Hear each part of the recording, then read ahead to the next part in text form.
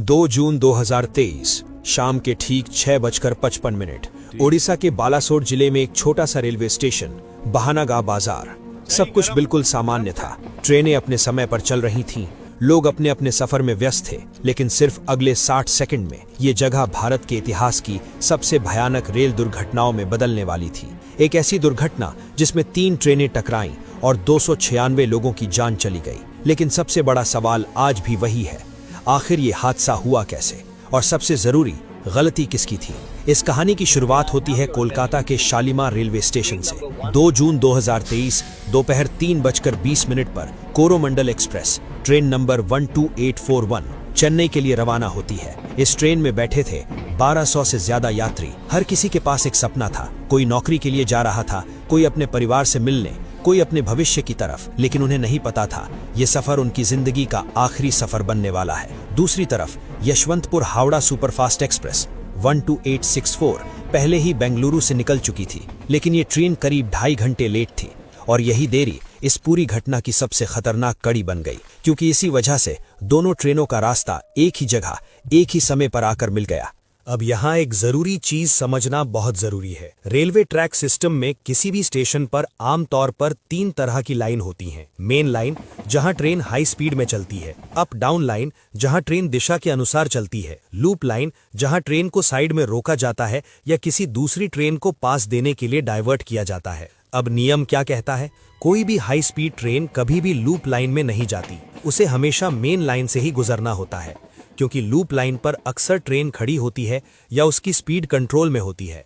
लेकिन 2 जून 2023 की शाम यही नियम टूट गया। शाम 6:55 पर कोरोमंडल एक्सप्रेस करीब 128 किलोमीटर प्रति घंटे की रफ्तार से बहानागा बाजार स्टेशन के पास पहुंचती है। लोको पायलट सिग्नल देखता है। सिग्नल ग्रीन था, मतलब रास्ता पूरी तरह साफ था, और रेलवे के नियमों के अनुसार ग्रीन सिग्नल का मतलब होता है बिना रुके आगे बढ़ो। लोको पायलट को जरा सा भी शक नहीं हुआ, क्योंकि सिग्नल सिस्टम पर भरोसा करना ही उसकी ट्रेनिंग का हिस्सा होता है। लेकिन असलियत कुछ और थी। सिग्नल भले ही ग्रीन था, लेकिन ट्रैक का पॉइंट मेन लाइन की बजाय लूप लाइन की तरफ सेट था।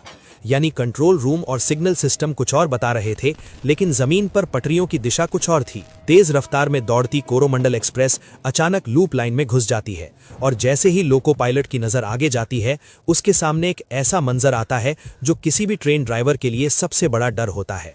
सामने एक मालगाड़ी खड़ी थी, हजारों टन लोहे से लदी हुई, बिल्कुल स्थिर। अब स्थिति ये थी, स्पीड बहुत ज्यादा, दूरी बहुत कम। लोको पायलट तुरंत इमरजेंसी ब्रेक लगाता है। ब्रेक लगते ही पहियों से चिंगारियां निकलती हैं, पटरियों पर जोरदार घर्षण होता है, लेकिन इतनी तेज रफ्तार में दौड़ती ट्रेन कुछ मीटर में नहीं रुक पाई, और फिर एक भयानक धमाका होता है।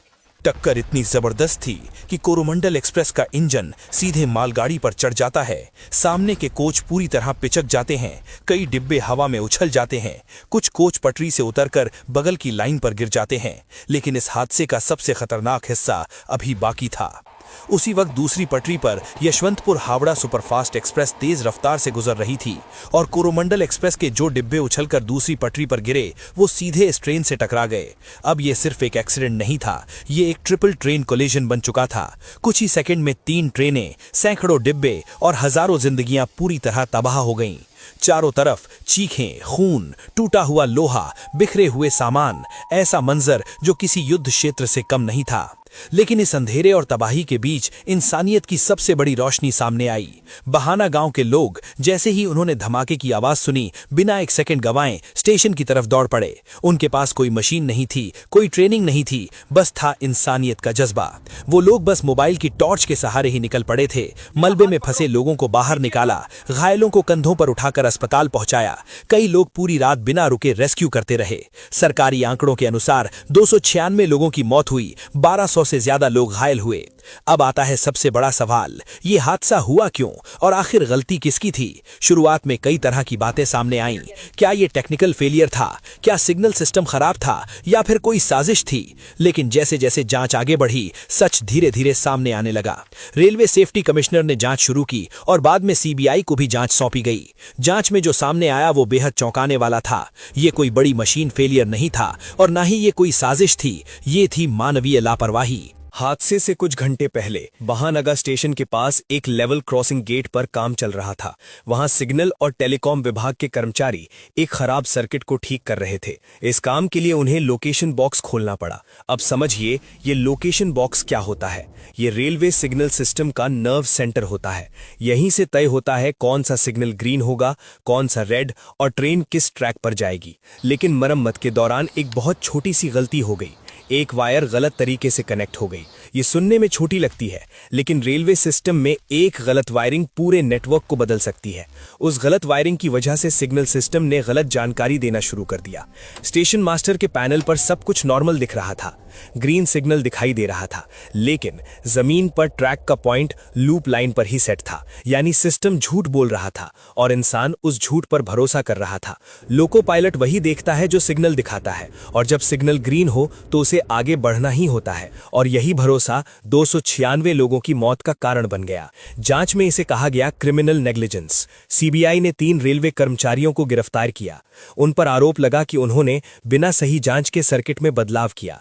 लेकिन यहां एक और बड़ा सवाल खड़ा होता है, क्या सिर्फ वही 3 लोग जिम्मेदार थे या सिस्टम में भी कोई बड़ी खामी थी? क्योंकि अगर एक छोटी सी वायरिंग गलती इतने बड़े हादसे में बदल सकती है, तो इसका मतलब है सिस्टम में फेल सेफ मैकेनिज्म कमजोर था। एक आदर्श सिस्टम में अगर सिग्नल और ट्रैक में मिसमैच हो तो ट्रेन अपने आप रुक जानी चाहिए, लेकिन यहां ऐसा नहीं हुआ, और यही इस हादसे की सबसे बड़ी सीख है। आज भारत में हर दिन लाखों लोग ट्रेन से सफर करते हैं।